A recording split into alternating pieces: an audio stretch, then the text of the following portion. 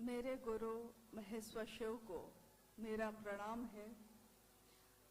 प्रणाम है इस कालखंड के प्रथम शिव के शिष्य और वरण्य गुरु भ्राता साहब श्री हरिनानंद जी के चरणों में, शक्ति स्वरूपा माँ नीलम आनंद जी के चरणों में मेरा प्रणाम है। और प्रणाम है इस कल्याण मंडपम में, जो सेलम की धरती तमिलनाडु राज्य है, सेलम की धरती है। कल्याण मंडपम का ये प्रांगण है और आप सब जो गुरु भाई गुरु बहन यहाँ उपस्थित हैं, आप सभी के चरणों में मेरा प्रणाम है।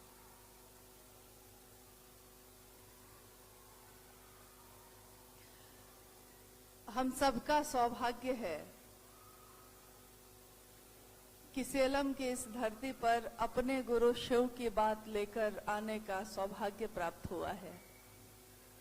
और पहली बार यहाँ एक संगोष्ठी का आयोजन हुआ जिसमें आप हम सब बैठे हैं। और आप जानते हैं कि महादेव के लिए जो भी कार्यक्रम किए जाते हैं उसमें नाम भी महादेव का होता है, यानी शिव गुरु महोत्सव, शिव शिष्यों की संगोष्ठी, और बात भी उन्हीं की होती है। इस हॉल में अभी जब से हम लोग आए हैं, पहली बार इतने बच्चे भी दिख रहे हैं। और बच्चे हैं तो हल्ला तो करेंगे, बड़े जब करते हैं तो बच्चों का क्या दोष है। यानी जीवन में इतनी हलचल है, इतनी परेशानी है, इतनी बेचैनी है कि कहीं भी मन शांत नहीं होता। मन शांत होता है तो मुंह तो खुद ही शांत हो जाता है, लेकिन मन में बेचैनी है तो कुछ ना कुछ हम बोलते हैं, हलचल में रहते हैं। आपसे अनुरोध है और निवेदन है, क्योंकि हमेशा ऐसा समय नहीं मिल पाता कि हम सब एक जगह बैठकर अपने गुरु की बात कर सकें। बाद बाकी तो फिर से जाएंगे लौटकर अपने उसी जीवन में जहां हलचल ही हलचल है, बेचैनी ही बेचैनी है, कहीं शांति नहीं है। फिर से उसी जीवन में लौट के जाना होता है। लेकिन अद्भुत सी बात यह है, देखिए मुझको लगा सिर्फ गुरु बहनें बात करती हैं, यहाँ तो गुरु भाई भी लगातार बात कर रहे हैं। एक बार साहब ने कहा कि भाई बहुत बड़ा ये आश्चर्य क्या होता है, तो हम लोग को क्या पता क्या होता है। उन्होंने कहा कि 2 महिला बैठी है और चुप है, ये सबसे बड़ा आश्चर्य है। लेकिन अब जो है संतुलन में आ गया है। मतलब ऐसा सिर्फ महिलाओं के साथ नहीं है, ऐसा पुरुषों के साथ भी है कि 2 लोग, अगर 2 इंसान बैठा है तो वो चुप नहीं रह सकता, कुछ ना कुछ बोलेंगे। अब हम हैं सामान्य इंसान, हम भी आप भी एक सामान्य इंसान, एक साधारण परिवेश में जी रहे हैं हम लोग। रोज कमाते हैं, रोज खाते हैं, रोज अपने परिवार बच्चों के लिए सोचते हैं कि कैसे जीवन चलेगा। और उस जीवन में किसी ने आके कहा है कि महादेव को अपना गुरु बना लो। किसी ने आके कहा है, कोई तो आया होगा इस गांव, किसी ने तो कही होगी ये बात पहली बार। लेकिन ये बात चाहे किसी के द्वारा आई होगी आपके पास, बात ये किसकी है? मेरी नहीं है, आपकी भी नहीं है, जो लेकर आया होगा उसकी भी नहीं है। बात ये है शिव के शिष्य हरिनानंद जी की, जिन्होंने ये संदेश, ये पैगाम दिया पूरे जगत के लोगों को कि आप पात्रता रखते हैं या नहीं, लेकिन शिव आपके गुरु हो सकते हैं। तो आइए आज की इस संगोष्ठी में हम सब गुरु भाई गुरु बहन बैठे हैं, अपने गुरु शिव को याद करते हैं, अपने साहब दीदी को याद करते हैं और थोड़ी देर के लिए अपने मन को उनके दया के आश्रय में लेकर चलते हैं। क्योंकि समय ये बहुत बेशकीमती है, फिर पता नहीं मिलेगा कि नहीं। सही बोला अनु भैया ने। और मुझको चेन्नई के भी गुरु भाई गुरु बहन दिख रहे हैं कुछ। चेन्नई में जब साहब आए थे, 31 अक्टूबर का दिन था वो, और शिव शिष्यों की संगोष्ठी हुई थी। वहां सेलम के भी गुरु भाई लोग गए थे। निवेदन हुआ था साहब से कि आप सेलम कब आएंगे। फिर बाद में ये गुरु भाई गुरु बहन रांची भी गए थे। कितने दिन जो भी काम हम अपने जीवन में करते हैं, जब तक उस काम को समझते नहीं है कि क्यों कर रहे हैं, न तो वो काम ठीक से हो पाता है, न उस काम का परिणाम सही होगा। जैसे अगर हम सोचते हैं कि हम एक व्यापार करेंगे, दुकान खोलेंगे राशन का, उसके लिए हम क्या करते हैं? पहले इच्छा एक होती है, इच्छा एक पैदा होती है मन में। फिर उसके लिए हम ज्ञान लेते हैं, यानी दुकान चलाया कैसे जाता है, किसी से सीखते हैं, ज्ञान लेते हैं। फिर क्रिया करते हैं, फिर उस पे काम करते हैं, दुकान खोलते हैं, सारा सामान रखते हैं, कैसा व्यवहार होना चाहिए, ये सारी चीजें हम करते हैं। यानी जगत में कोई भी काम हम करते हैं तो इच्छा करते हैं, उसका ज्ञान लेते हैं और उस पे काम करते हैं। खाना बनाना भी अगर कोई चाहे और उसको खाना बनाने नहीं आता हो, राशन है, चूल्हा है घर में, सारी सामग्री है, लेकिन बनाने नहीं आता हो, ज्ञान नहीं हो बनाने का, तो सारी चीजें होते हुए भी बेकार है, यानी कि कोई काम नहीं। कितने लोग ऐसे हैं। एक बार जब साहब खुद रहते थे, उस समय की घटना है ये, 2009-10 की। उस समय साहब हरिंदरानंद जी रहते थे देवघर में। तो कुछ गुरु भाई लोग आए हुए थे, सुबह में पौधे लगाए जा रहे थे बगीचे में। जहां वो रहते थे वहां पौधा लगाया जा रहा था। तो साहब ने कहा कि जिनको पौधा लगाने आता है, अगर किसी को आता है तो उनको भी बुला लो ताकि मदद हो जाएगी। तो कुछ गुरु भाई लोग जो बैठे थे वो लोग आ गए, कुछ लोग तो लगा रहे थे, और एक गुरु भाई आ तो गए थे ये कह के कि हमको आता है, लेकिन जब वो पौधा लगाने लगे तो पौधा जो छोटा छोटा आता है प्लास्टिक के साथ आता है, तो वो प्लास्टिक के साथ ही जमीन में लगाने लगे। साहब ने कहा कि अरे तुम कहाँ से किसानी सीखा है भाई, ये पौधा ऐसे थोड़ा ही लगता है। देखिए, एक पौधा लगाने के लिए भी हमको आना चाहिए। यानी इंसान का जीवन है तो हर काम करने के लिए ज्ञान की जरूरत होती है। माइक है, लगाने नहीं आता है तो कोई फायदा नहीं है हमको। इंसान के जीवन में गुरु की जरूरत क्यों है? भगवान के रूप में तो वो है ही। महादेव की पूजा तो सर्वसुलभ है, हर जगह होती है, और दक्षिण भारत तो महादेव की पूजा से ओतप्रोत है। हर जगह मंदिर है, शिवलिंग की स्थापना है, शिव के परिवार की पूजा अभ्यर्थना होती है।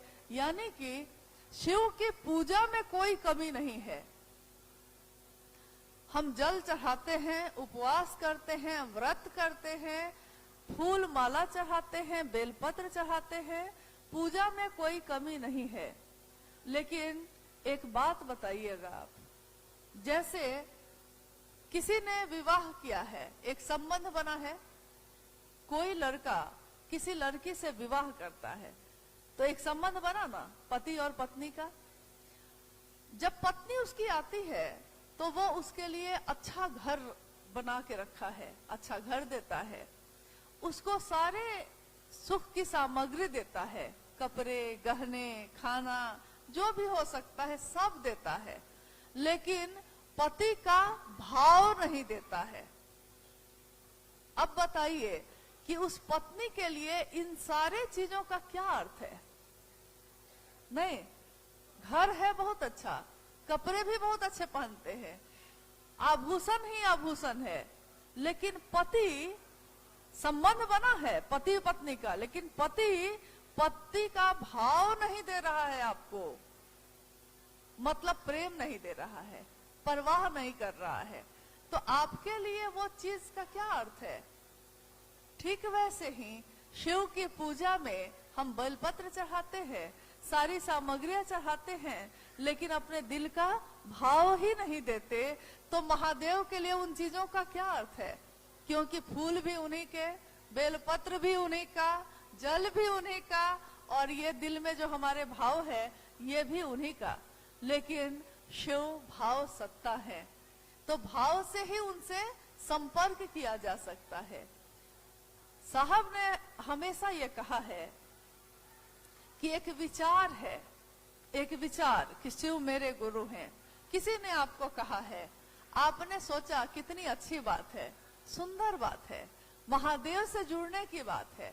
ठीक तो है, महादेव की पूजा करते हैं, महादेव को गुरु भी बनाएंगे, इससे अच्छी बात क्या होगी?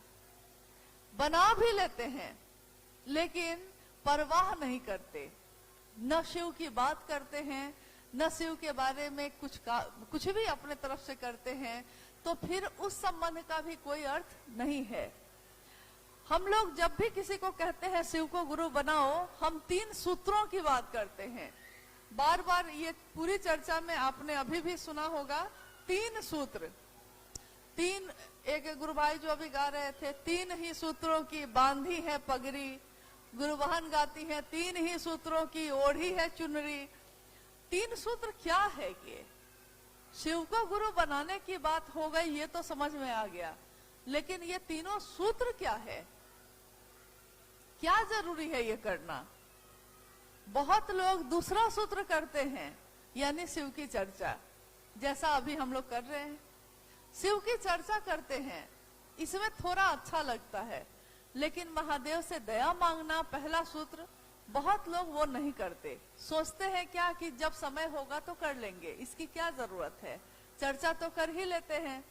तीसरा सूत्र नमन करना, वो भी नहीं करते। सोचते हैं कि महादेव को क्या हम अलग से प्रणाम करेंगे तब प्रणाम होगा, महादेव की चर्चा तो करते ही हैं, प्रणाम करने की क्या जरूरत। लेकिन तीनों सूत्र के पीछे जब तक हम समझेंगे नहीं कि ये 3 सूत्र क्या हैं और क्या परिणाम लाते हैं, क्या रिजल्ट लाता है, तब तक इनको करने से कोई फायदा नहीं है।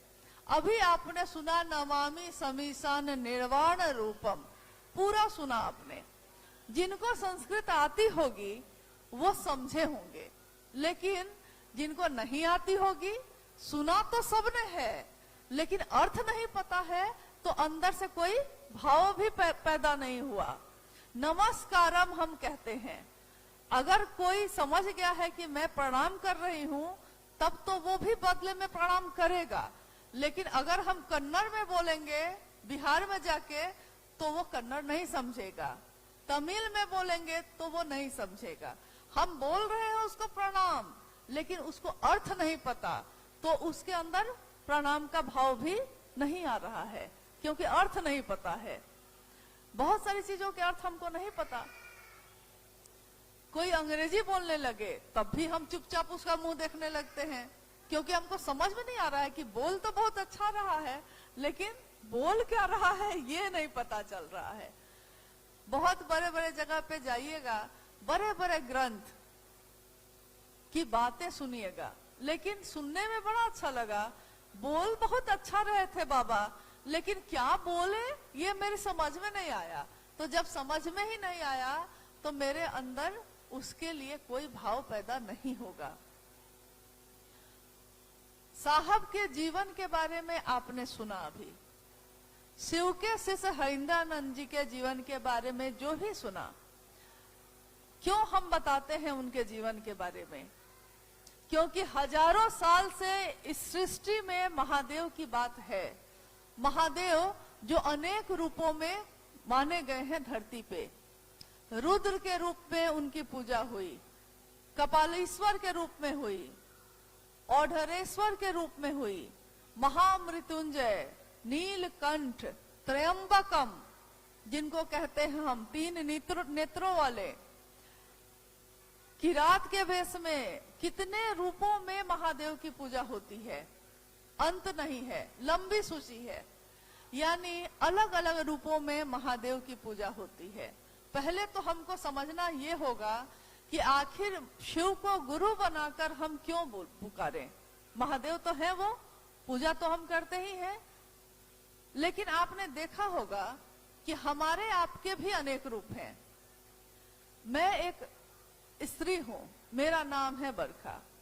आप भी कोई पुरुष हैं या स्त्री हैं, आपका भी एक नाम है, लेकिन आप नाम नहीं है। आपका नाम कुछ दूसरा भी होता तब भी आप वही होते जो आप हैं, नाम आप नहीं है। लेकिन इस धरती पे इस इंसान के शरीर में आप किसी के पिता, किसी के भाई, किसी के बाबा, किसी के पुत्र, किसी के मित्र, किसी के दुश्मन, किसी के पड़ोसी, किसी की बहन, किसी की पत्नी, किसी की माँ, है ना। एक ही रूप है आपका, एक इंसान है आप। लेकिन एक इंसान के मन में देखिए कितने रूप हैं, अलग अलग रूप है। अब आपके जिस रूप से जो जुड़ेगा उसको उसी रूप का लाभ मिलता है। जैसे आपका बेटा आपको पुकारता है पापा, तो आप खड़े हैं पत्नी के साथ, अभी पत्नी से बात ही कर रहे थे कि तुरंत बेटा बुलाता है पापा, तो आपका मन उसी समय पत्नी से जो बात कर रहे थे पति भाव से, उसी समय आपका मन तत्क्षण तुरंत अपने पुत्र को उत्तर देता है, क्या बेटा। तब तक बहन आती है, बहन कहती है भैया, आप तुरंत बहन को भाई के भाव से उत्तर देते हैं। यानी एक ही समय में मेरे और आपके अंदर भी अनेक रूप हैं और एक साथ उन सारे रूपों को हम सक्रिय किए हुए हैं, जगे हुए हैं, वो रूप जगे हुए हैं। तभी तो भाई बन के बोलते हैं आप, तुरंत पति बोल के बोल रहे थे, तुरंत पत्नी बन के बोल रहे थे, वो भाव जगे हुए हैं। ऐसे ही अलग अलग रूपों में एक और बात है, एक और सांचा, एक और खांचा। साहब ने कहा कि जोड़ लीजिए कि शिष्य भी हैं आप, किसके, जगत गुरु शिव के। वो शिव जिसके भी अनेक रूप हैं, जैसे मेरे आपके छोटे छोटे रूप हैं, उस शिव के सारे संसार में जितने भी रूप हैं वो सारे रूप शिव के पास हैं, तभी धरती पे है।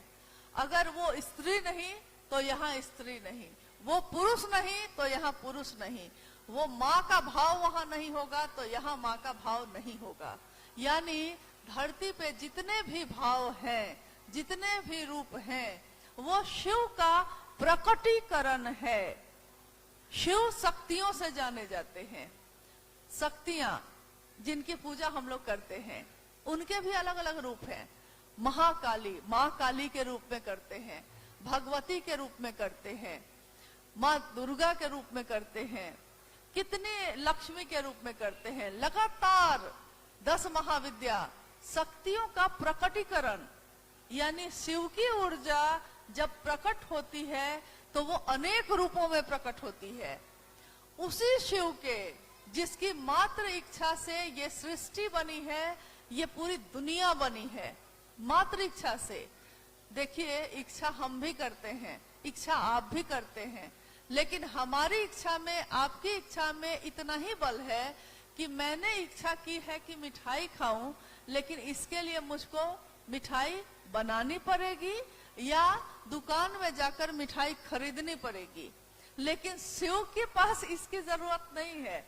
शिव इच्छा करते हैं, तरंगे पैदा होती हैं और चीजें निर्मित होती हैं। शिव ने भी इच्छा की, ये सृष्टि बनी, ये दुनिया बनी।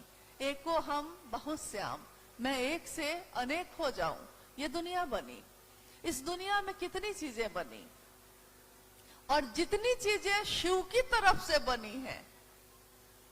हम लोग अभी इसी पे आ रहे हैं। अभी आप गौर करिएगा कि जितनी चीजें शिव की तरफ से दुनिया के लिए बनी हैं, वो सारी चीजें बेशकीमती है, लेकिन पैसे से उसका मूल्य नहीं चुकाया जा सकता।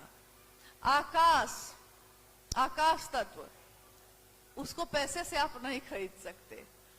वायु जिससे हम सांस लेते हैं और छोड़ते हैं तो मेरे प्राण चलते हैं। ये इंसान का जो जीवन है हमारा इसीलिए जिंदा है क्योंकि हमको हवा मेरी नाक से ये सांस लेते और छोड़ते हैं। अगर हवा नहीं हो तो कितने भी सुंदर चीजें हो, अगर सांस ही नहीं आए तो क्या होगा? सांस ना आई है ना गई है तो मृत्यु वही मौत हो जाती है, खत्म, मामला वही खत्म। बेशकीमती है वो, लेकिन पैसे से आप उसको नहीं खरीद सकते। अग्नि भले आप उसको लाइटर माचिस से जला लीजिए, लेकिन उस अग्नि को आप पैदा नहीं कर सकते। जल जिसको बचाने की आज पूरे विश्व में मुहिम चली हुई है कि पानी बचाइए। क्यों? महादेव ने तो सबके लिए सब कुछ बनाया था, लेकिन हम लोगों ने क्या किया? हम लोगों ने उसका दोहन किया। नतीजा क्या हुआ? उनकी बनाई हुई चीज जो पैसे से नहीं खरीदी जा सकती, पानी अगर हम ना मिले, हमको नहीं पी पाए तो क्या होगा? हमारे पास बहुत पानी है तो हमको उसका मूल्य नहीं पता, लेकिन राजस्थान के रेगिस्तान में रहने वाले आदमी से पूछिए कि पानी की कद्र उसके लिए क्या है। मेरे पास अभी है तो मुझको उसकी कद्र नहीं है। जिस दिन मेरे पास खत्म हो जाएगी तब हमको पता चलेगा कि एक एक बूंद पानी कितना कीमती है। मिट्टी का तत्व, मिट्टी को हम क्या करते हैं? महादेव ने बनाया है ना मिट्टी को, यानी इस धरती पे जहां हम बैठे हैं इस मिट्टी को हम रौंद देते हैं, काट के इधर से उठाकर उधर फेंक देते हैं। कितने ट्रैक्टर उस पे चलवा देते हैं। धरती का सीना फाड़ के तब अनाज पैदा होता है तो हम खाते हैं, नहीं तो हम जीवित कैसे रहेंगे? यानी शिव ने जीवन दिया, शिव ने सारे जीवन को चलाने की चीजें दी और सब कुछ ऐसे ही दे दी।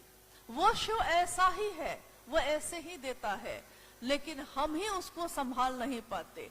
तो जब हम नहीं संभाल पाते और एक दिन वो चीजें जब खत्म होने लगती हैं तब हम व्याकुल होते हैं, तब हम दौड़ते हैं। वैसे ही जैसे सारी संपत्ति हम मांगते रहते हैं भगवान से, उसे मनोकामना की पूर्ति होती है। मनोकामना हम मांगते हैं, महादेव हमको बेटा दे देना, महादेव हमको नौकरी लगवा दीजिए, महादेव हमको संपत्ति दे दीजिए, खेत कुछ हो जाता, महादेव हमको सुख दे दीजिए, हमको शांति दे दीजिए। मतलब अलग अलग चीजें हम महादेव से मांगते हैं। महादेव ईश्वर के रूप में देते भी। खरीद दीजिए, पिताजी के पास पैसा है, मोटरसाइकिल खरीद देंगे, वो दे देंगे। बेटा है, मांगा है, दे दिया।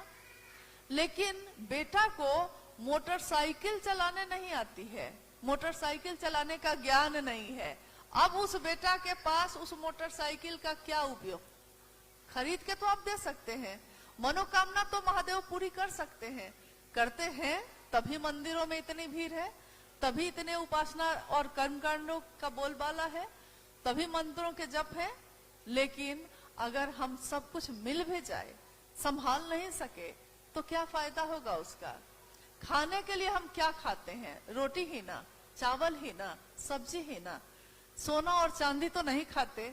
कितने भी अमीर आदमी हो, खाते क्या है? वो रोटी चावल ही खाते हैं। और सोते कहाँ हैं? जमीन पे ही ना। बिस्तर भी लगाते हैं तो जमीन ना हो तो कहाँ लगाएंगे? तो देखिए, महादेव से ज्ञान लेने की भी जरूरत है बहुत ज्यादा। उनके एक रूप, जगत गुरु शिव के रूप से ज्ञान मांगता है जब शिष्य, हमारे आपके जैसा सामान्य आदमी जिसको कुछ नहीं आता, कोई मंत्र का जप नहीं, कोई उपासना नहीं जानता, साधना करने बैठते हैं तो घर याद आता है, बच्चा का किताब खरीदना याद आता है, कुछ और नहीं याद आता। इस हलचल में अभी जैसे है, हम लोग हलचल में ही तो है। इस हलचल में, इस परेशानी में, इस झंझावात में भी अगर किसी को शिव याद आते हैं, किसी को शिव याद आते हैं, तो साहब ने कहा वही साधु है, वही ऋषि है। क्योंकि महादेव से मिलने के लिए हम लोगों ने अपने घर बार छोड़े, अपना परिवार छोड़ा, जंगल में जाके साधना की, पहाड़ों पे बैठ के उपासना की, लेकिन महादेव नहीं मिल सके। और ये 3 सूत्रों में हम बस दया मांगते हैं महादेव से, चर्चा करते हैं उनकी और नमन करते हैं, बस इतना ही तो करते हैं। देखने में कितनी सामान्य सी चीज है, दया ही तो मांगना है, मन ही मन मांग लेते हैं। चर्चा ही ना करनी है, बात करनी है ना उनकी, तो कर लेते हैं। नमन करना है, नमः शिवाय शिव का पंचाक्षर मंत्र है, नमन कर लेते हैं। यानी एक सामान्य सी दिखने वाली घटना जो आपको पता नहीं चल रहा है कुछ भी, आप कर इतना ही रहे हैं, हम कर इतना ही रहे हैं, लेकिन मेरा मन अब क्या सोचता है, अब एक शिष्य का मन, जगत गुरु शिव के शिष्य का मन जगत स्तर पे सोचता है। यहाँ हो रही है चर्चा, दूसरे जगह हो रही है कि नहीं। अब मेरा मन धीरे धीरे सजग हो रहा है, अब मेरा मन इस बात के लिए सोचता है कि मेरे गुरु की बात कहीं और होती है कि नहीं होती है। और मन जब सोचता है तो विचार दिमाग में पैदा होते हैं, लेकिन अगर दिमाग में वो पैदा नहीं हो तो मूर्त रूप नहीं ले सकता। ये हॉल जिस दिन बना होगा, किसी ने सोचा होगा मन में कि एक ऐसा हॉल बनाते हैं, मन में दिमाग में सोचा होगा, दिमाग में ही सोचा होगा कि ऐसा ऐसा बनाएंगे, लेकिन इसके लिए उसने ज्ञान लिया और काम किया तो हॉल बना कि नहीं। लेकिन एक दिन ये हॉल किसी के दिमाग में आया था, उस दिन बना नहीं था। एक दिन आपका घर जो है, जो आज बना है, किसी दिन आपने सोचा था कि बनाएंगे। जैसे हम हमेशा सोचते हैं कि जब घर बनाएंगे तो आंगन होगा, बाहर भी बरामदा होगा, हमेशा सोचते हैं जब बनाएंगे। अभी तक तो बनाया नहीं है, पता नहीं कब बनेगा। जब बनाएंगे सोचते हैं, यानी हम मन में जो सोचते हैं एक दिन वो मूर्त होता है। शिव मेरे गुरु हैं और मैं उनका शिष्य हूँ, ये भी एक विचार है, मेरे मन में पैदा होता है, लेकिन एक दिन ये मन से, दिमाग से मेरे दिल में प्रवेश करता है। बार बार जिसके बारे में हम सोचते हैं वो एक दिन हमारे मन में बैठ जाता है। इधर कुआं होता है कि नहीं मुझको नहीं मालूम है। जैसे हम लोग जहां रहते हैं वहां कुआं तालाब होता है, इधर भी कुआं होता है, कुआं होता है। कुआं पे आपने देखा होगा कि एक पतली सी रस्सी होती है, पतली सी प्लास्टिक की रस्सी, और उसमें एक बाल्टी बंधा हुआ होता है। और कुआं के मुंडेर पे, मुंडेर कहते हैं उसको, ज्यादातर जगहों पे मैंने देखा है कि पत्थर लगा दिया जाता है, पत्थर का एक टुकड़ा लगा दिया जाता है और उसी पे उस रस्सी को लटकाया जाता है, जिससे वो बाल्टी में पानी ऊपर हम लोग खींचते हैं। मामूली सी रस्सी, प्लास्टिक की रस्सी, मामूली सी, पत्थर इतना कठोर होता है कि लोग कहते हैं कि पत्थर पे दूब उगाइएगा क्या, यानी असंभव काम अगर कोई है तो हम कहते हैं कि पत्थर पे दूब उगाने की, घास उगाने की बात हो रही है। ये उस पत्थर पे भी मामूली सी रस्सी बार बार आती है और जाती है, आती है और जाती है। रसरी आवत जात है, सिल पर परत निशान। रसरी आती है और जाती है, लेकिन सिल पर, पत्थर पे निशान हो जाता है। हम आप तो सामान्य इंसान हैं, महादेव की सबसे सुंदर रचना, कोमल है, भावनाओं से भरे हुए हैं। दुख होता है तो रोते हैं, सुख होता है तो हंसते हैं। किसी दूसरे को देखते हैं दुख में तो दिल मेरा दुखी हो जाता है। यानी हमारा दिल तो बहुत कोमल है, भाव से भरा है। उसमें अगर हम शिव की बात करेंगे तो क्या होगा? बार बार शिव से दया मांगना, बार बार शिव की बात करना, बार बार शिव को प्रणाम करना हमारे मन में एक दिन शिव को अस्थायी कर देता है। और जिसके लिए हमारे मन में भाव सबसे ज्यादा जग जाता है, एक दिन वो मेरे जीवन में सबसे भारी होता है, बाकी सारे रिश्ते हल्के हो जाते हैं। जब तक शादी नहीं हुई है बेटा माँ बाप का बहुत प्यारा है। हर जगह नहीं होता ऐसा, लेकिन कहीं कहीं हो जाता है। अब शादी हुई है, पत्नी इतनी प्यारी मिल गई कि पत्नी के प्रेम में ऐसा डूबा कि पत्नी सबसे ज्यादा भारी हो गई और माँ बाप हल्के हो गए। अब माँ बाप बोल रहा है वो उसको नहीं समझ में आ रहा है, लेकिन पत्नी ने जो कहा है उसको पूरा याद है कि मुझको क्या लाना है, क्या बुलाया है, क्या मंगाया है उसने।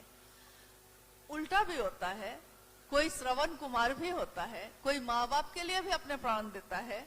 यानी जिस चीज के लिए भी मेरा मन सबसे ज्यादा अपना समझता है जिसको, उसके लिए मेरे मन में सबसे ज्यादा भाव पैदा होता है। और बाकी दुनिया के रिश्ते रहते हैं लेकिन हल्के हो जाते हैं। हमारे साथ क्या हुआ है कि हम लोगों ने एक सामान्य जीवन जीते हुए, कोई मजदूरी करता है, कोई व्यापार करता है, कोई दुकान खोल के बैठा है, कोई किसान है, लेकिन अपने जीवन के झंझावात में रह के भी अब दुकान पे आप बैठे हैं, लोग आ रहे हैं, आप सामान बेच रहे हैं, उस बीच में कहीं से फोन आता है, भैया आइएगा, शिव चर्चा रखी हुई है। आप सामान बेच रहे हैं लेकिन आपके मन में तो शिव की बात आ रही है ना। फोन आया है बस, लेकिन आपके मन में वो बात आती है कि नहीं कि 4 बजे हमको जाना है, 4 बजे हमको जाना है। सुबह 10 बजे फोन आया है, जाना 4 बजे है, लेकिन क्या 10 बजे जो फोन आया 4 बजे तक आपको लगातार वो याद रहा है कि नहीं रहा है? रहा है, तभी ना आप 4 बजे गए हैं, नहीं तो आप क्यों जाते। आज ही हम लोग आए, हमारा मन भी कहता रहा कि जाना चाहिए, आपका भी मन हुआ कि हाँ जाना चाहिए, बैठ के जरा बात कर लेते हैं महादेव की। मन में ये बात चलती रही। 2 महीना पहले आज का कार्यक्रम रखा गया है, लेकिन वो 2 महीने से आपके मन में आज की तारीख घूमती रही कि नहीं? क्यों घूमती रही? क्योंकि महादेव मेरे मन में अब भारी हो रहे हैं। गुरु शब्द का एक अर्थ और होता है भारी। गुरु शब्द का शास्त्रों में जो है व्याख्या वो है जो अंधेरे से रोशनी की ओर ले जाते हैं, लेकिन गुरु शब्द का एक और अर्थ होता है भारी, जो हमारे मन पे भारी है। कौन भारी है? और महादेव से आज तक हम लोगों ने सोचा नहीं था कि महादेव से हम इतना नजदीक हो सकते हैं। महादेव दया करिए, हे शिव आप मेरे गुरु हैं, मैं आपका शिष्य हूँ। आज तक ऐसा रिश्ता तो कभी बना ही नहीं किसी का। महादेव आप भगवान हैं, सबके हैं, मेरी भी बात सुन लीजिएगा। आज तक हम ये कहते रहे हैं, लेकिन महादेव आप मेरे हैं, मैं आपका हूँ, ये आज तक हमारे मन में नहीं हुआ था। ये बात इस कालखंड में पैदा हुई, किसी के विचारों से पैदा हुई थी, ये मेरे विचारों तक पहुंची है। लेकिन याद रखिए कि इस विचार में बहुत ताकत है, बहुत ताकत है, क्योंकि ये विचार किसके हैं, ताकत उसकी काम करती है। मंत्र किसका है, उस मंत्र में मंत्र देने वाले की ऊर्जा और मंत्र के देवता की ऊर्जा होती है, मेरी और आपकी नहीं। एक बूंद की कोई ताकत नहीं है। बूंद अगर सागर में मिल जाए तो समंदर की ताकत उस बूंद के साथ ताकत हो जाती है। हमारी आपकी कोई ताकत नहीं, हम एक सामान्य मनुष्य हैं, हमारी इच्छा में कोई बल नहीं। लेकिन जिस दिन हम अपने शिव को याद करके और ये याचना करते हैं अपने गुरु से, महादेव आपका काम नहीं हो रहा है, वहां मेरी कोई ताकत नहीं है, कोई अस्तित्व नहीं है दुनिया में। लेकिन अगर ये सोचकर हम जाते हैं और महादेव की बात करते हैं, अनजान आदमी है वो, कभी भेंट नहीं हुई है उससे, अनजान आदमी से महादेव को गुरु बना लीजिए का निवेदन करते हैं और वो गुरु बना लेता है। आपको कैसे लगता है कि ये बहुत सामान्य बात है, आपने कभी सोचा नहीं है इस पे, इसलिए आपको ये साधारण बात लग रही है। अरे मेरे कहने से या आपके कहने से कोई शिव को अपना बना लेता है और जीवन भर के लिए बना लेता है, ऐसा तो आज तक कभी हुआ ही नहीं, कभी नहीं हुआ ऐसा। जीवन भर के लिए कोई रिश्ता आपने बना लिया शिव से, मेरे कहने से? जी नहीं, मेरे कहने से नहीं। जिनकी बात है, उस बात को जो मैंने आपसे कही है, ताकत वो काम कर रही है। हम आप शिव चर्चा करते हैं, शिव से दया मांगते हैं, शिव को प्रणाम करते हैं, लेकिन हमको याद रखना चाहिए कि ये ऊर्जा, ये ताकत शिव की है, शिव के शिष्य हरिंद्रानंद जी की है, क्योंकि ये बात भी उन्हीं तक आई थी और उन्हीं से जगत में फैली भी है। गंगा नदी के बारे में आपने सुना होगा, हम माँ गंगा कहते हैं। ज्यादातर भारतवर्ष में ये प्रचलन है कि नदी को हम कहते हैं माँ, यानी नदी पोषण देती है, पोषण यानी जीवन के प्यास बुझाती है। कहते हैं माँ गंगा, गंगा जहां से निकलती है किसी को नहीं पता कि वो कहां से निकलती है। कोई कहता है जो गंगोत्री है वहां से निकलती है, कुछ लोगों ने खोज की तो पता चला उससे भी पहले से निकलती है। और वहां जहां से वो निकलती है, वो निकलती कहां से है, आखिर वो आती कहां से है, वो इन आंखों से दिखाई नहीं देता। लेकिन गंगा जहां से निकलती है, कहा जाता है वो जगह पावन है, तभी उसको पावन कहा गया है। पावन शब्द का अर्थ होता है पवित्र नहीं, पावन का अर्थ होता है पवित्र अगर है तो अपवित्र हो सकता है, लेकिन पावन का दूसरा कोई अर्थ नहीं है, उसका विपरीत में कोई दूसरा शब्द नहीं है। पावन है ये, कहते हैं ना, ये शिव शिष्यता की पावन जलधारा है। पावन है यानी कितनी भी गंदगियां इसमें आएंगी, पावन पावन ही रहेगा। उसी तरह जिस तरह गंगा जहां निकलती है उस जगह पे वो पतली सी धारा है, पावन है, पवित्र से भी पवित्र है, पावन से भी पावन है। लेकिन जैसे जैसे वो धरती की तरफ चलती है, पैदा वहां हुई है हिमालय के एक स्थान पे, लेकिन उस हिमालय से निकली हुई गंगा जब धरती पे आती है, धरती की गंदगियां भी उसके साथ आती हैं। आपने देखा होगा, इसीलिए आज पूरे जगह पे सफाई की योजना चल रही है, गंगा की सफाई हो इसकी योजना चल रही है। इतनी गंदगियां आ गई, लेकिन क्या इतनी गंदगियों के बाद भी हम क्या कहते हैं, उसको माँ ही कहते हैं। हम क्या कहते हैं, पावन ही कहते हैं। हम अपने पूजा में किस जल का प्रयोग करते हैं, उसी गंगा जल का प्रयोग करते हैं। शिव की शिष्यता की धारा फूटी थी इस धरती पे साहब हरिंद्रानंद जी के हृदय से। शिव के शिष्य हरिंद्रानंद जी के हृदय से ये धारा फूटी थी। जगत के लोगों में उसका विस्तार हुआ, यानी बढ़ता गया। आज सेलम में कुछ लोग हैं, लेकिन आने वाले समय में आप ही के द्वारा लाखों लोग होंगे।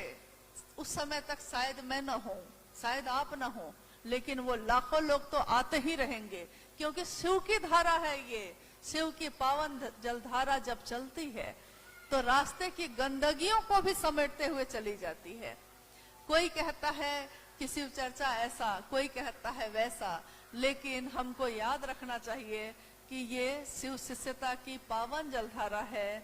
लाख गंदगियां शामिल हो जाएं, लेकिन पावन पावन ही रहेगा। मूल धारा इसकी पावन ही रहेगी। हम अपने मन की गंदगी उसमें मिलाने की कोशिश करते हैं, लेकिन इस गंदगी को मिलाने से वो गंदा नहीं होगा। आइए हम लोग कुछ जिज्ञासाओं पे बात करते हैं, क्योंकि ये है संगोष्ठी, यानी एक छोटी सी गोष्ठी। संगोष्ठी का अर्थ होता है साथ बैठकर गोष्ठी करना। हालांकि बच्चों के साथ गोष्ठी करना बहुत कठिन है। ये अनुभव मेरा है। मेरे भी 2 बच्चे हैं, वो भी एक दिन छोटे थे, लेकिन बच्चों को लिए हुए भी मुझको याद नहीं है कि कितनी यात्रा मैंने की होगी महादेव के काम के लिए। उसी में बच्चे कब बड़े हो गए पता भी नहीं चला। यानी एक बच्चा अभी जो है वो बड़ा होता है, इसके लिए उसको कोई प्रयास नहीं करना पड़ता। बच्चा आया है धरती पे और कब बड़ा हो जाता है आपको पता भी नहीं चलता। ठीक वैसे ही शिव की शिष्यता का विचार आता है, लेकिन एक दिन हम इसके लिए कोशिश करते हैं, 3 सूत्र करते हैं, लेकिन एक दिन ये तीनों सूत्र अनायास होने लगता है, अपने आप होने लगता है, और कब अपने आप होने लगता है पता भी नहीं चलता।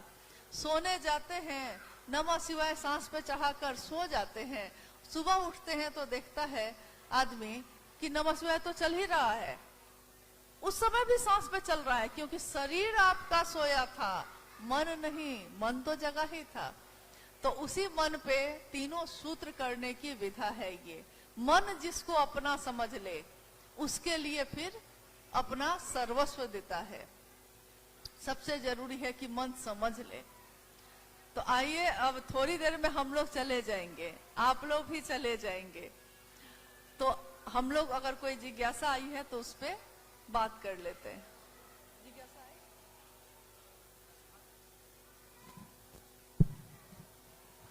आई? स्थानीय गुरु भाई गुरु बहनों की ओर से जिज्ञासा है कि शिव की पूजा और मां भगवती की पूजा से भिन्न है क्या शिव गुरु की चर्चा? कृपया समझाया जाए। जिज्ञासा पहले थोड़ा समझ लीजिए। भगवान शिव की पूजा, मां भगवती की पूजा, यानी शिव की शक्ति की पूजा, इन दोनों पूजा से भिन्न है, अलग है शिव की चर्चा। जिज्ञासा यही है ना? जिज्ञासा यही है, भिन्न है यानी क्या इन दोनों चीजों में कोई अंतर है? देखिए, अंतर नहीं है। पहली बात तो हमको यही समझना होगा कि शिव के विभिन्न स्वरूप हैं, जो जिस रूप से जुड़ा उनसे उसको उसी रूप का लाभ मिला। कोई अगर कपालिक है तो वो कपालेश्वर शिव की पूजा किया, शिव तो वही है, उनके रूप अलग है। कोई काल के भी काल से जुड़ता है तो महाकाल की पूजा करता है। कोई जीवन और मृत्यु का संकट आ गया है तो महामृत्युंजय की पूजा करता है, यानी रुद्राभिषेक करवाता है, महामृत्युंजय की पूजा करवाता है। यानी शिव के अलग अलग रूपों से जब हम जुड़ते हैं, पूजा पद्धति से जब जुड़ते हैं, तो उनके अलग अलग रूपों का अलग अलग प्रभाव है। शिव के जगत गुरु रूप से जब हम जुड़ते हैं तो ये कहता है कि शिव ज्ञान देते हैं और शिष्य ज्ञान लेता है। शिष्य शब्द का अर्थ ही होता है जो गुरु के अनुशासन में रहने योग्य हो, जो गुरु का आदेश माने, गुरु के आदेश के अंदर रहे, वो होता है शिष्य। अब जिज्ञासा ये है कि भगवान शिव की पूजा, यानी पूजा, हमारे देश में पूजा पद्धति हजारों वर्षों की है, वैदिक काल से ही चली आ रही है। पूजा में हम सारे कर्म कांड करते हैं, लेकिन अभी मैंने थोड़ी देर पहले कहा कि सारे कर्म कांड करते हैं लेकिन मन का भाव ही अर्पित नहीं करते, तो फिर उस पूजा का कोई अर्थ नहीं। कितनी बार ऐसा होता है कि सुबह सुबह हम लोग नहाकर पूजा करने जाते हैं, सुबह सुबह नहाए हैं, पूजा कर रहे हैं, फिर व्यापार करेंगे, फिर घर का काम करेंगे, बैठे हैं पूजा पे। लेकिन अब इधर की कहावत तो मुझको नहीं मालूम है। हम लोग जहाँ रहते हैं वहाँ कहावत है कि बैठल बानी पूजा पे मन बा भूजा पर। मतलब भूजा मतलब सचमुच भूजा नहीं, मतलब पूजा करने बैठे हैं, पति उधर ऑफिस जाने के लिए चिल्ला रहे हैं, बेटा अलग स्कूल जाने के लिए चिल्ला रहा है, अगरबत्ती भी चला रहे हैं और बोल भी रहे हैं कि टिफिन वहां रखा है, यहाँ ये है। मतलब पूजा पे बैठे हैं लेकिन मन जो है मेरा उस समय भी उस पूजा पे नहीं है। तो इस पूजा का कोई अर्थ, कोई परिणाम आपको नहीं है, मन ही नहीं है आपका। लेकिन शिव की चर्चा में आप क्या करते हैं? शिव की चर्चा में मन ही मन अपने गुरु शिव से दया मांगते हैं। मन ही मन की गति सबसे तेज है। अभी हम यहाँ बैठे हैं, अभी यहाँ बैठे बैठे हम चाहें तो दिल्ली पहुंच सकते हैं कि नहीं? मन से, मन में सोचा है दिल्ली और दिल्ली याद आ गई, मन दिल्ली पहुंच गया, लेकिन हमको शरीर से जाने में समय लगेगा। अभी यहाँ बैठे हैं, घर पे माँ बूढ़ी है, घर पे है, अभी बैठे बैठे अचानक याद आता है माँ खाना खाई होगी कि नहीं। देखिए, आप हैं यहाँ, आपका मन पहुंचा तुरंत माँ के पास। मन यानी मन एक ऐसी मशीन है जो दिखती नहीं है लेकिन विचारों को पैदा करती है। अच्छा ये बताइए, जब बच्चा थोड़ा सा बड़ा होता है तो हम लोग उसको सिखाते हैं, बउआ बताओ आई कहाँ है, आंख कहाँ है, तो वो कहता है यहाँ। नाक कहाँ है, नोज, अंग्रेजी हिंदी दोनों बोलते हैं ताकि वो दोनों समझे। नाक, नोज, तो वो दिखाता है यहाँ। मतलब कान, ईयर कहाँ है, हर चीज हम पूछते हैं उससे। पूरे शरीर के बारे में हम पूछ लेते हैं और वो सब बता देता है। फिर हम चित्र निकालते हैं जिसमें शरीर के अंदर की बनावट है, तो हम कहते हैं किडनी कहाँ है, दिल कहाँ है, सब पूछते हैं ना। बच्चा उंगली दिखा दिखा के बताता है। मन कहाँ है, रहता तो हमारे साथ ही है, लेकिन ये मन कहाँ है, ये आज तक किसी को पता नहीं चला कि ये मन है कहाँ, रहता तो इसी में है। और ऐसा रहता है कि हमारे जीवन का हर काम उसी के अनुसार होता है। तभी ना हम कहते हैं मेरा मन नहीं है आज खाने का, मेरा मन नहीं है आज सिनेमा जाने का, मेरा मन नहीं है आज तुमसे बात करने का, मेरा मन नहीं कर रहा है कि तुमसे हम बात करें। मन यानी हम मन भी नहीं है, तो ये मन है क्या? और ऐसा है वो मन कि वो जैसा नचाता है वैसा हम नाचते हैं, जैसा बोलता है वैसा हम करते हैं। सोच लीजिए उस मन का कितना नियंत्रण है हम लोगों के ऊपर। जो वो चाहता है वो हम करते हैं, और हम कहते ये हैं कि मेरा मन, कि हम करें कि नहीं करें। अहंकार इतना है कि हम कहते हैं कि मेरा मन नहीं करें, लेकिन हम ये नहीं सोचते हैं कि अरे आप तो वो भी नहीं कर रहे हैं, आपका मन जैसे नचा रहा है वैसे नाच रहे हैं हम। उसी मन पे हमेशा शरीर से अभी हम कहते हैं कि सारे लोग एकदम चुप हो जाइए तो सन्नाटा हो जाएगा। सारे लोग चुप हो जाइए तो सारे लोग अगर मुंह बंद कर लेंगे सन्नाटा तो हो जाएगा। लेकिन आपका मन भी शांत हो गया क्या? मुंह बंद करने से मन शांत हो गया? मन में तो इतने विचार पैदा हो रहे हैं कि आप पकड़ नहीं पाते हैं, तब तक दूसरा विचार पैदा होता है, उस पे सोचते हैं तब तक तीसरा। और अगर किसी विचार पे आप ठहर जाते हैं तो फिर आप उस पे काम करने लगते हैं। विचार अगर ठहर गया, घर बनाएंगे, ये एक विचार होता है, ठहर गया मन में, लंबे समय तक ठहरा रह गया, तो एक दिन वो ऐसा भाव बनाता है कि घर हम बना ही लेते हैं। लाख परेशानी होती है, बना ही लेते हैं, लेकिन विचार करते हैं कि जाएंगे, कोई कहता है छोड़िए ना, वहां कहाँ जाइएगा, चलिए ना आज इधर चलते हैं। तैयार हुए थे जाने के लिए इधर, और दूसरा आया और उसके साथ हम चले गए इधर। यानी हमारा अपने मन पे कोई कंट्रोल, नियंत्रण नहीं है।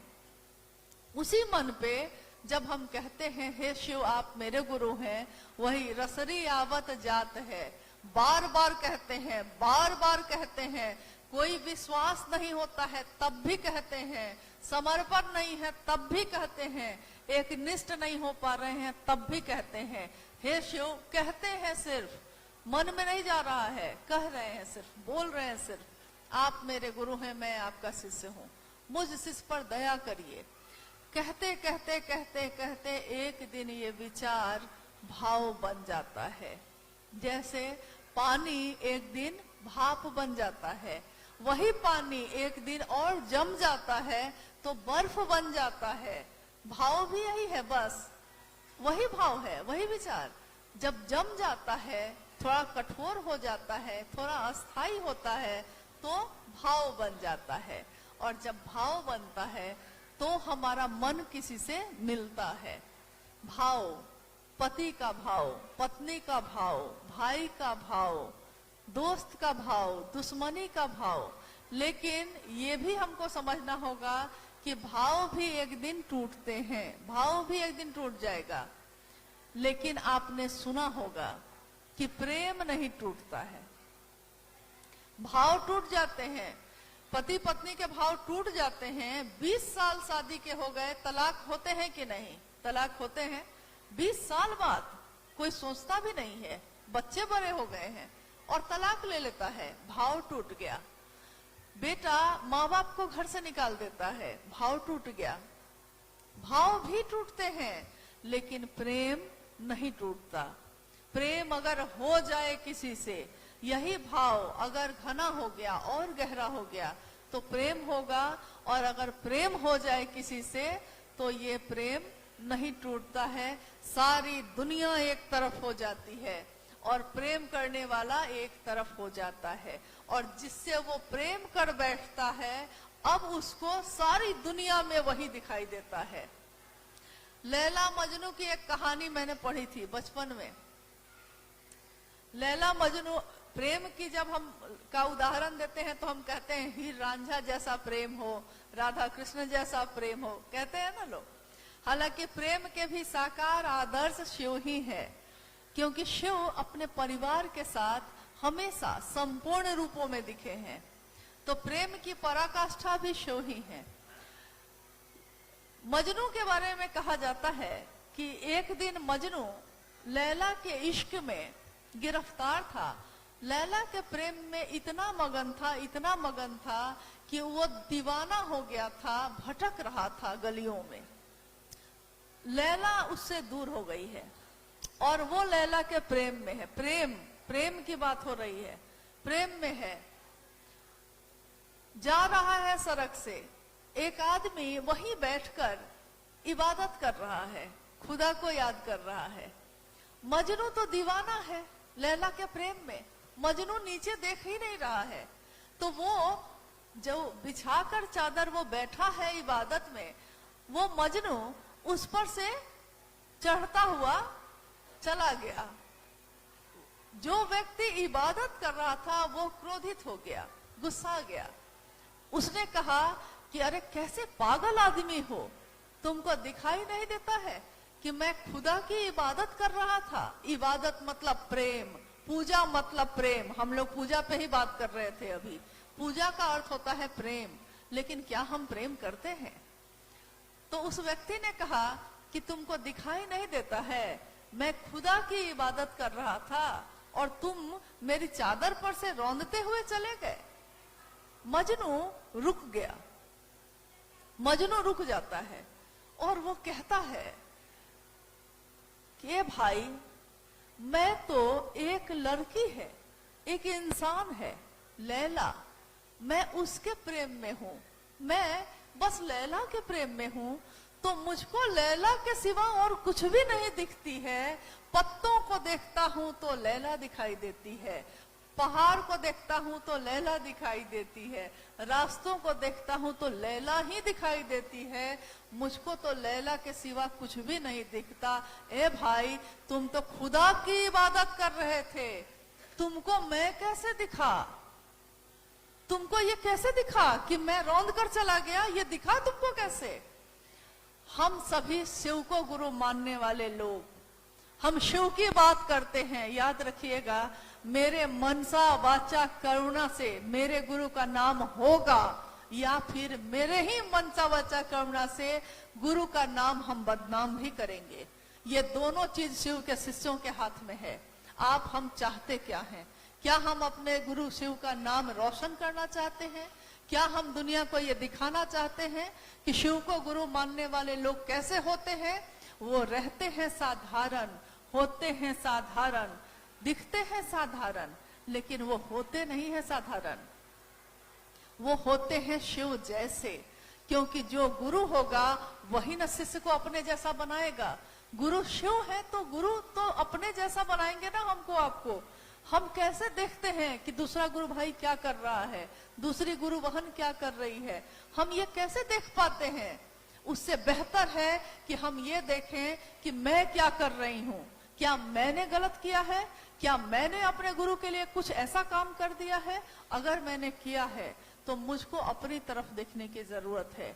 और जिस दिन हम अपनी तरफ देख लेंगे, ये पूरी दुनिया में आप ही अकेले खड़े होके शिव की बात करेंगे, लोग आपकी बात को सुनेंगे, क्योंकि ताकत आपकी नहीं काम कर रही है, वहां ताकत शिव के शिष्य हरिंद्रानंद जी की काम कर रही है। और उनको ये ताकत देने वाले स्वयं शिव हैं और कोई दूसरा नहीं।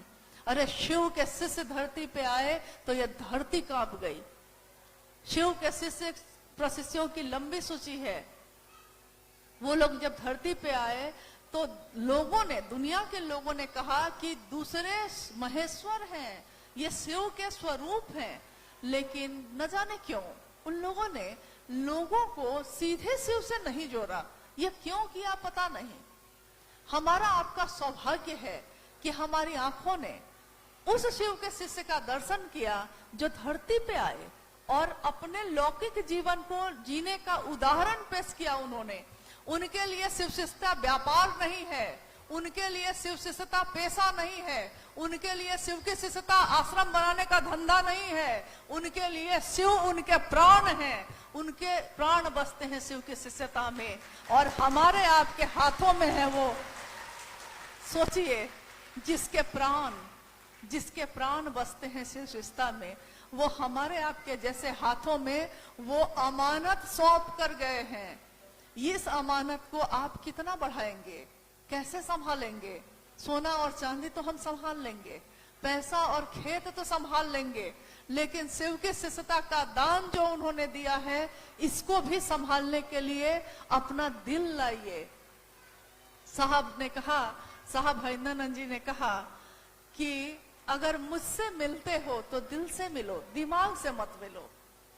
साहब ने हमेशा कहा कि अगर मुझसे मिलने आते हो तो दिल से मिलना, दिमाग से मत मिलना, क्योंकि अगर मुझसे दिल से मिलते रह गए तो आदत बन जाएगी दिल से मिलने की, और अगर दिल से मिलने की आदत रह गई तो ये आदत महादेव से मिलने में बहुत काम आएगी।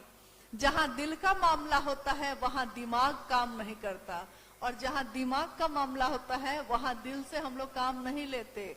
जगत को बेचकर जगत को खरीदते हैं, दुकान पे सामान बेचते हैं, पैसा मिलता है तो अपने घर के लिए राशन लेके आते हैं। जगत को बेच के जगत को खरीदते हैं, लेकिन शिव को बेचकर जगत नहीं खरीदना है। शिव के शिष्यों को यही ना पैसा कम होगा, यही ना घर छोटा सा होगा, इससे ज्यादा क्या होगा?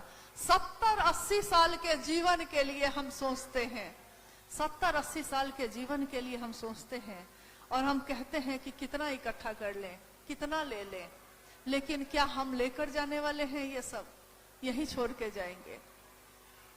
एक इंसान को जीने के लिए क्या चाहिए?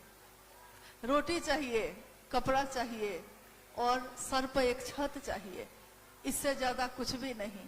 कोई अगर महल बना के भी बैठता है तो रहता एक ही कमरे में है, सोता एक ही बिस्तर पे है, एक बार में एक ही कपड़ा पहनता है। इकट्ठे करते गए और लगता है जैसे कभी जाएंगे ही नहीं। लेकिन जब हमारे अपने हमारी आंखों के सामने चले जाते हैं, इस शरीर को छोड़ देते हैं, तो उनके ही सामान को सारे लोग ऐसे बांट लेते हैं आंखों के सामने कि लगता है जैसे कोई दर्द ही नहीं है। सब सामान बांट लेते हैं तुरंत, खेत बांट लेते हैं, पैसे बांट लेते हैं, किसके अकाउंट में क्या है सब निकाल के बांट लेते हैं, लेकिन नहीं बांट पाते हैं तो वो चीज जो उसके दिल में थी, वो ज्ञान नहीं बांटा जा सकता, ज्ञान का बंटवारा नहीं हो सकता, वहां झुकना पड़ता है। समर्पण है, ये प्रेम और समर्पण का रास्ता है शिव के शिष्यता। तो आइए हम सब शिव के शिष्य आने वाले समय में, और मेरा पूरा विश्वास है, मात्र विश्वास नहीं अटल विश्वास है ये, कि जिस तरह हम कहीं भी रहे शिव मेरे देखते हैं कि मैं क्या करूं, आप क्या करेंगे, वैसे ही शिव रूप है वो आज शिव के शिष्य हरिंदरानंद जी, वो हम सबको देखते हैं कि उनके गुरु भाई गुरु बहन शिव की शिष्यता के साथ क्या कर रहे हैं। आप कभी किसी दिन अकेले में भी होइएगा तो ये सोचिएगा कि क्या जो साहब ने हम पे विश्वास किया है, हम उस विश्वास पे खड़े हो रहे हैं कि नहीं। अगर हो रहे हैं तो प्रसन्न हो जाइएगा, क्योंकि अगर महादेव का काम आपने किया है तो उसका रिजल्ट आपको इसी उम्र में, इसी जीवन में कब मिल जाएगा आपको पता भी नहीं है। हम चाहते क्या हैं? शिव को जो चाह लेता है वो दूसरी चीज नहीं चाहता। जो शिव को चाहा है वो शिव के सिवा क्या चाहेगा? जब सबसे सुंदर चीज मेरे पास हो तो हम दूसरी चीज क्यों देखें? जब सबसे सुंदर जीवन हो, तो हम दूसरे जीवन की तरफ क्यों देखें। तो निवेदन है ये आप सभी से और अपने आप से भी, क्योंकि शिव की चर्चा स्वयं और समूह दोनों को शिव भाव से आप्लावित करे, इसके लिए करनी चाहिए। सिर्फ इसके लिए नहीं कि हाँ इससे कोई आपको सम्मान दे देगा, क्योंकि जगत सम्मान जब देता है ना तो अपमान भी देता है। तो न सम्मान लीजिए, नहीं लीजिएगा सम्मान तो अपमान क्या देगा। शिव के शिष्य का मान क्या, शिव के शिष्य का अपमान क्या। हाँ उसके गुरु का सम्मान होना चाहिए, इसी में उसका सम्मान है। तो हम सभी शिव के शिष्य अपने गुरु शिव के लिए कार्य करें, जितना ही कर सके, 1 घंटा भी कर सके तो उतना ही करिएगा, लेकिन करने की कोशिश करिएगा। बस इतना ही निवेदन है, प्रार्थना है। हम भी लौट जाएंगे आज, आप भी अपने घर को लौटिएगा, लेकिन ये समा हम भूल न जाएं, ये बातें हम भूल न जाएं, क्योंकि ये सारी बात मेरी नहीं है, उनकी है, जिनका संदेश लेकर आज हम भी आए हैं। और आप भी किसी के पास जाइएगा, क्योंकि आप अब किसी के पास जाइएगा, आप शिव की बात लेकर जाइएगा, आप साहब हरिंदरानंद जी की बात लेकर जाइएगा और वो व्यक्ति शिव की तरफ चलेगा। हमारे कुछ बोलने से या हमारे कोई बर्ताव से कोई अगर शिव की तरफ चलने से रुक जाता है तो ये बहुत बड़ा आध्यात्मिक अपराध होता है। इसलिए हम लोगों को हमेशा इस बात पे बहुत गौर करना चाहिए कि हम किसी से क्या बोलते हैं। शब्द है ये, मन वचन और कर्म क्या है शिव के शिष्य का। जो उसके मन में हो वही उसके मुंह से निकले, जो उसके मुंह से निकलता हो वही उसके आचरण में दिखे। एक शिव के शिष्य का यही लक्षण होता है। तो हमारे बोली से, क्योंकि बोली एक ऐसी चीज है जिससे आप किसी को अपना बना भी सकते हैं और किसी को अपने से दूर भी कर सकते हैं। एक शब्द औषधि करे और एक शब्द चले बाण। शब्द ही है वो, लेकिन एक शब्द प्रेम की तरह मरहम लगाता है और एक शब्द घाव बना देता है। घाव जो दिल पे लग जाते हैं तो फिर वो कभी खत्म नहीं होते। इसलिए बहुत सोचकर किसी से बात करिए कि शिव की तरफ चल सके, ऐसी बात करिए। शिव की तरफ चलने से रुक जाए ऐसी बात ना करें हम लोग। महादेव का काम बढ़े, हम सबका जीवन शिवमय हो, सुखमय हो। शिव सबका कल्याण करे, शिव की दया बरसती रहे। यही प्रार्थना अपने गुरु शिव से है, यही प्रार्थना अपने साहब और दीदी माँ नीलमानंद जी से है और यही प्रार्थना आप सबों से है। हम अब विदा लेते हैं। आप सभी के चरणों में प्रणाम है। आप सबको मेरा